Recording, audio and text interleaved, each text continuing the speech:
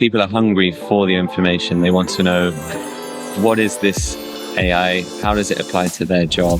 What do they need to know today? What will it do to help, enhance, or endanger, whatever it might be? Interestingly enough, we could classify the different applications in three categories depending on the main technology used. So we had the first group, which is the users or the use cases that are using language models. And the surprise was that we expected just to have chatbots to support staff and chatbots to support then the passengers. But we realized that there is a bit more to that. And this study was showing that there is a fear of job losses, but it is as well the hope of job generation. And we still don't know, basically. The message that this person conveyed, it was that there is more hope towards job generation than on job loss. But in other case, what he claimed mostly is that we would have probably a transfer. So that we need this in some part of the journey is to upskill people. Smarter Mobility Africa is focused on Africa, improving how we move people and goods, and capacity building comes up, and it's come up in many sessions here, training, capacity building, education. So the topic of whether AI could support that sounds really exciting. I think it's probably the key AI topic that I'll take away from this week in the context of Africa. Yes. What could it do to train, develop, support, and assist some of the learning curves? And there is something even more on that, because it's not just personalized education to the skills needed for everyone. It's as well in multilingual countries, and in Africa there's plenty of them.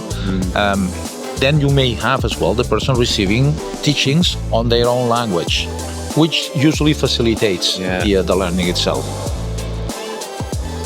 Xavier, great to be here with you today. Thank you. I actually attended your panel discussion that you hosted yesterday, and it really caught my attention because it's so interesting, the topic of AI in general, especially in transport. And I observed that everybody in the audience was very interested. Every slide you showed, they took a picture. And what that said to me is that people are hungry for the information. They want to know, what is this AI? How does it apply to their job? What do they need to know today? What will it do to help, enhance, or endanger, whatever it might be? And so I thought it would be good to have a quick chat with you to hear. You're right on the spot. I mean, this is a common question that we have, and it's because of this that at UITP we set up this AI work group. So the objective was to gather different use cases, see what was happening, what was going well, and what were the ways that AI was being used in public transportation. And what would be some of the main highlights or insights that you think public transport or transport stakeholders should really know today? I think that one of the outcomes of this paper that we made is a knowledge brief. So it's a short paper, 8 pages paper, is that interestingly enough, we could classify the different applications in 3 categories depending on the main technology used. So we had the first group, which is the users or the use cases that are using language models. And they are not, the surprise was that we expected just to have chatbots to support staff and chatbots to support then the passengers. But we realized that there is a bit more to that can be done. The second block, it's not that novel. Not that novel means that instead of 3 years old LLMs, we have as well video analytics supported by AI. And this is a bit older, but not much older. We're talking about systems that started to work in 2012 onwards. And these are already in a certain mature phase of the curve. So we see already applications that have been established, and we see as well requests for more. And finally, we have the basis is some applications that were done in the past already, which relate to optimization and as well efficiency. And those are things that probably don't use the latest, most exciting neural network architectures, but they are very, very, very, very convenient as well for public transportation. And on the panel, you had somebody from, I forget the organization now, his role is HR, which is quite topical because there's concerns about jobs losses, But the case he put forward was actually it's job losses, yes, but job creation. So perhaps it's about Correct. repositioning skills. There wasn't a study. I think it was the person from Transdev. Yeah. And this study was showing that there is a fear of job losses, but it is well the hope of job generation. And we still don't know, basically. Yet, the message that this person conveyed, it was that there is more hope towards job generation than on job loss. But in other case, what he claimed mostly is that we would have probably a transfer. So that we need this, what we'll need in some part of the journey is to upskill people. So probably some tasks that are less value generated are being done with machines or with the support of machines, and then we'll have our staff doing or being supported by these tools or getting use of these tools, and then probably adding additional value to public transportation in general. But for me, the real response is that nobody knows yet what is going to be. We'll know in 5, 10, 20 years, not now. Well, on the point of supporting staff and humans, I attended another session. There's lots of AI sessions yesterday. Yep. Again, I forgot the name of the company and the people that were a part of that, but they were talking about the internal knowledge systems that now can better enhance new employees or employees that need upskilling. Before, you would rely on the older workers, the older employees to pass knowledge down. Maybe they would be one or two in the company that would know how to do certain things. But now it seems there's an opportunity where more employees can become educated or trained faster, so they become more empowered. This, in terms of HR, this is one of the major challenges and as well opportunities, because we see two things. We see that you can develop personalized training, which you couldn't so far. So instead of having a room with 20 people all with the same teacher, now you could have individualized training, and it's the machine that decides what the training is needed for this person, depending on the responses, depending on the interactions, depending on the questions. I think that this is a major advantage that these LLMs are posing now, or that are offering now.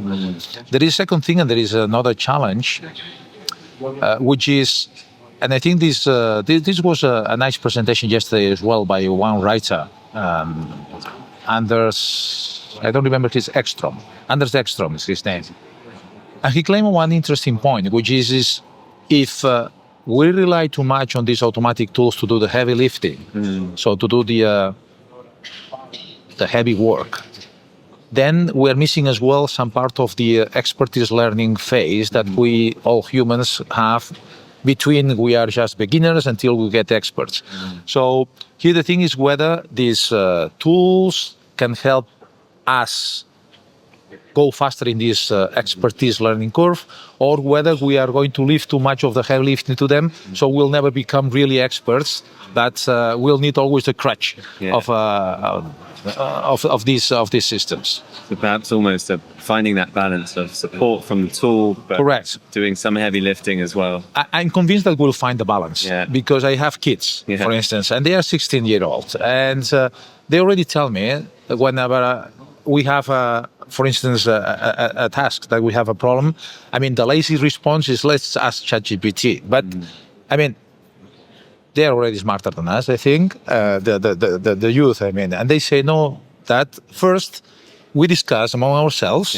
We generate our responses, and then maybe we feed the system and see whether it has complementary ideas on it, or it makes it nicer, or it makes it better written because it can write it better or more structured.